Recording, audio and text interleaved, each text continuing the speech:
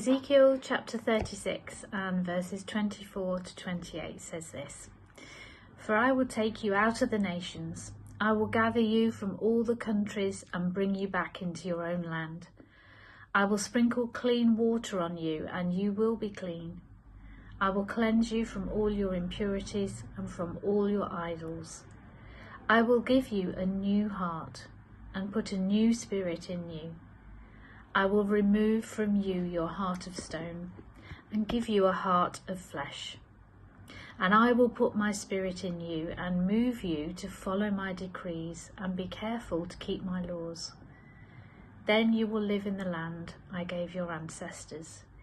You will be my people, and I will be your God."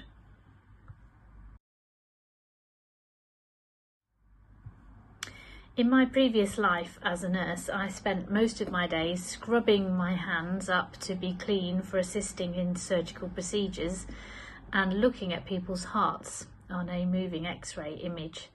And after a few years of doing this, I got to know what a healthy heart should look like, and what a heart that was going to give someone trouble would look like too. For a heart to be efficient and reliable, it needs to be strong but soft.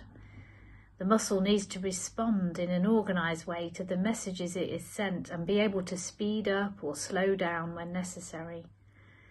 A stony, hard heart cannot respond to the changes the body needs, and in the end causes real illness and disability. It affects the whole body. And in Ezekiel, this loving word from God tells us how he longs to gather his beloved people up and scrub them clean. He wants to bring them home and wash all their unfaithfulness off them like mud from the garden. And having got them all clean, he wants to perform heart surgery. He wants to take away those useless, hard and stony hearts and replace them with soft and responsive hearts. A heart that responds is a heart that is healthy. The physical heart responds to the changing demands for oxygen needed by the body, and the spiritual heart responds to the love that God longs to give. When things are tough, it is tempting to harden our hearts, to be afraid of allowing ourselves to feel when so much is hurting. But by doing that, we become less and less ourselves and less able to respond to God's love. In guarding our hearts, we actually damage them. In these months of isolation, we have all got used to not seeing as many people as usual, and perhaps this has been so painful, we have hardened our hearts to that pain. When we are able to see each other again, we will have to learn to be soft-hearted once more and let our guard down. And this may be hard for us, but God will send his Spirit, just as he spoke of in Ezekiel, to soften our hearts once more. As we approach the final days of Advent, perhaps we can allow our hearts to soften and open up to God's loving care.